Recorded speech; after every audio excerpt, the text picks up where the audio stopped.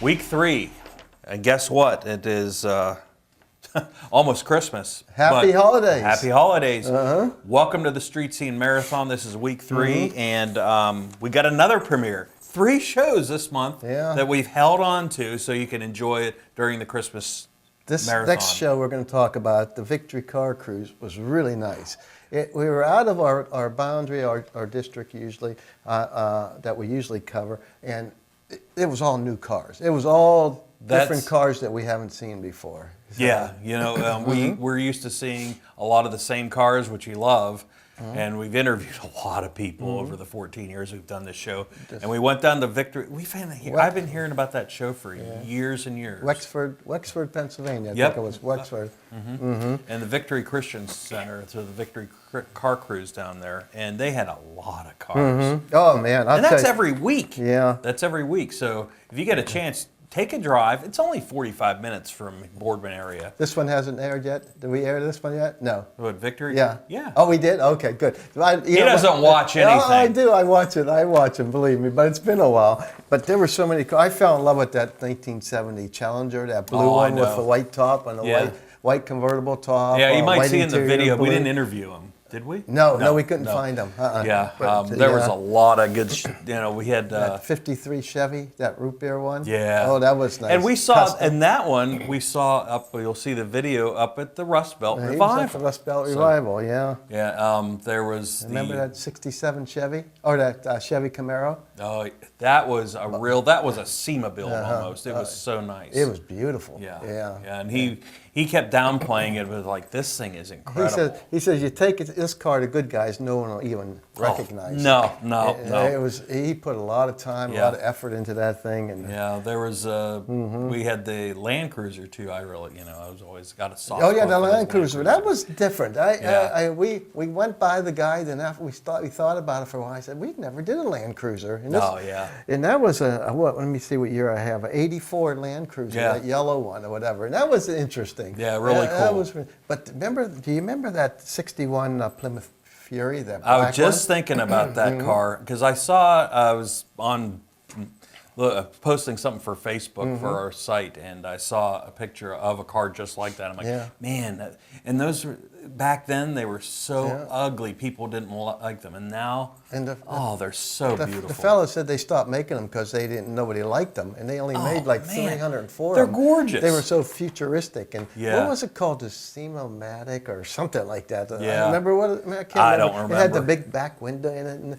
And the guy he was laid out. It was really nice. But remember, that was a one-off car because that was special order with the black and the turquoise interior. Oh yeah. So that was a one-off. Was it for It was for some dealer or something.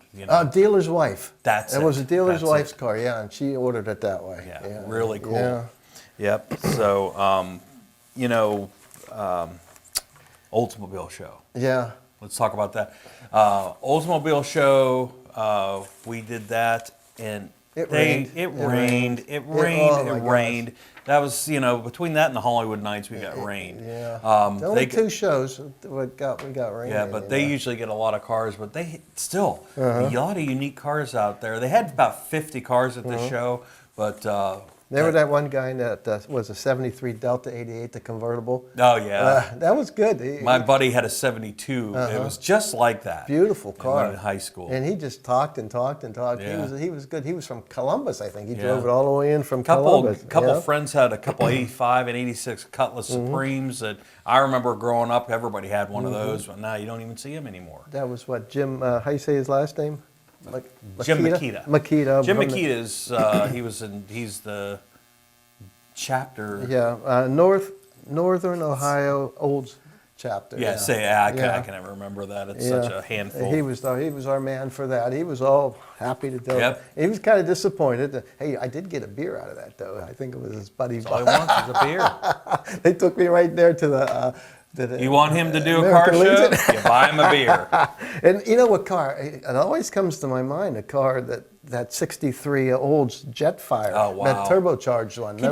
If you think about that, watch the show, and the Jetfire, they had to have special fuel to run the turbo in that because it was so archaic. They called it turbo rocket fuel. Yeah, and basically it's a little bit of methanol. Yeah, That's what it yeah. is. And you But- had to, you remember you had to buy it by the gallons, then you mix it. And Yeah, what a pain in the butt. Could you imagine owning the car? Oh, I'm going to take a drive Well, to here that's what 200 he's- miles. And, That's why he said there's not a lot of them around right now, because people changed over to them, because it was a pain in the butt. oh yeah, you have to keep buy up the with it. special It's not fuel getting the power like it used to. Well, because because there's really not enough.